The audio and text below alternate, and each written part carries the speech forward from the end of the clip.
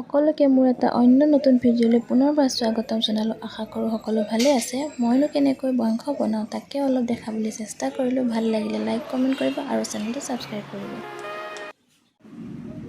প্ৰথমতে মই লৈ লৈছোঁ আলু, পিঁয়াজ, জলকীয়া আৰু বিলাহী এটা কুটি লৈছোঁ। এইখিনি মাংস ভালদৰে ধুই থৈ লৈছোঁ।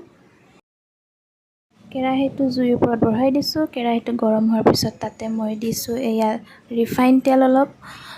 মাংসখিনিৰ জোখৰ অনুযায়ী দি লৈছোঁ। তেলখিনি গৰম হোৱাৰ পিছত এতিয়া মই তাতে দি দিম পিঁয়াজ আৰু জলকীয়াখিনি।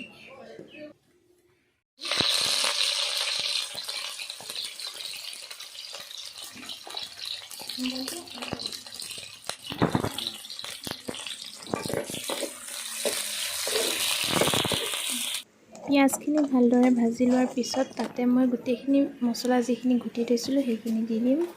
মিক্স কৰি আদা, নহৰু আৰু গুড়ি মছলাখিনি এতিয়া তাতে দি দিছোঁ। অলপ পানী দি দিছোঁ।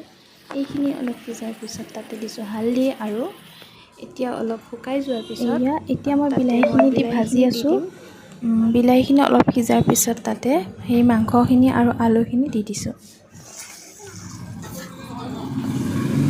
এতিয়া গোটেইখিনি ভালদৰে মিক্স কৰি লৰাই ল'ম যাতে গোটেইখিনি ভালদৰে মিক্স হৈ যায় আৰু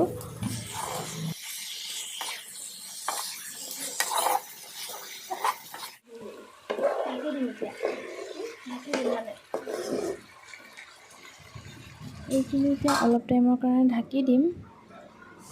অলপ সিজাৰ পিছত পুনৰ আকৌ এবাৰ লৰাই পেলাই পানী দিব লাগিব।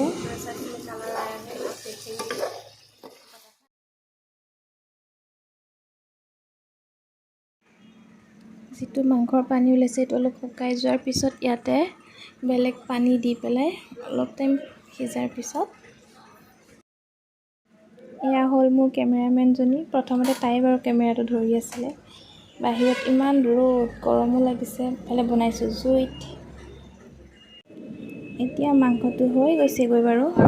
নমাই পেলাই আপোনালোকক দেখাই আছোঁ কেনেকুৱা হৈছে ক'ব। খাবলৈ বাৰু ভালেই হৈছে। দেখিবনো কেনেকুৱা হৈছে এইটো কমেণ্ট কৰি জনাব দেই। চিম্পুল ৰেচিপিত মই বনোৱা মাংস।